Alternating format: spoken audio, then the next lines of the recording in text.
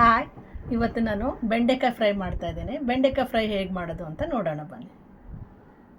ಸ್ಟಫಿಂಗಿಗೆ ಸ್ವಲ್ಪ ಜೀರಿಗೆ ಪುಡಿ, ಉಪ್ಪು, ಸ್ವಲ್ಪ ಕೊತ್ತಂಬರಿ, ಒಂದು ಪಿಂಚಷ್ಟು ಹಿಂಗನ್ನು ಹಾಕ್ಬಿಟ್ಟು ಈ ಬೆಂಡೆಕಾಯಿನ ಈ ಥರ ಕಟ್ ಮಾಡಿ ಇದರಲ್ಲಿ ಬೆಂಡೆಕಾಯಿ ಫ್ರೈ ಮಾಡಲಿಕ್ಕೆ ಬೆಂಡೆಕಾಯಿನ ಚೆನ್ನಾಗಿ ತೊಳ್ಕೊಂಡ್ಬಿಟ್ಟು ಒರೆಸ್ಕೊಂಡು ಈ ಥರ ಮಧ್ಯದಲ್ಲಿ ಈ ಥರ ಹಿಂಗೆ ಸೀಳ್ಕೋಬೇಕು. ಈ ಥರ ಸೀಳ್ಕೊಂಡ್ಬಿಟ್ಟು ಸ್ವಲ್ಪ ಹೀಗೆ ಕೈ ಇದು ಮಾಡಿಕೊಂಡು ಇದರಲ್ಲಿ ಉಪ್ಪು ಜೀರಿಗೆ ಚೆನ್ನಾಗಿ ಉಪ್ಪು ಮತ್ತು ಜೀರಿಗೆ, ಕೊತ್ತಂಬರಿ, ಹಿಂಗು ಎಲ್ಲ ಸ್ಟಫ್ ಮಾಡ್ಕೋಬೇಕು. ಫಸ್ಟು ಈ ಥರ ಫಿಲ್ ಮಾಡಿಕೊಂಡು ಬಾಣಲಿಯಲ್ಲಿ ಹಾಕ್ಬಿಟ್ಟು 1 ಟೇಬಲ್ ಸ್ಪೂನಷ್ಟು ಆಯಿಲ್ ಹಾಕಿ ಚೆನ್ನಾಗಿ ಫ್ರೈ ಮಾಡ್ಕೋಬೇಕು.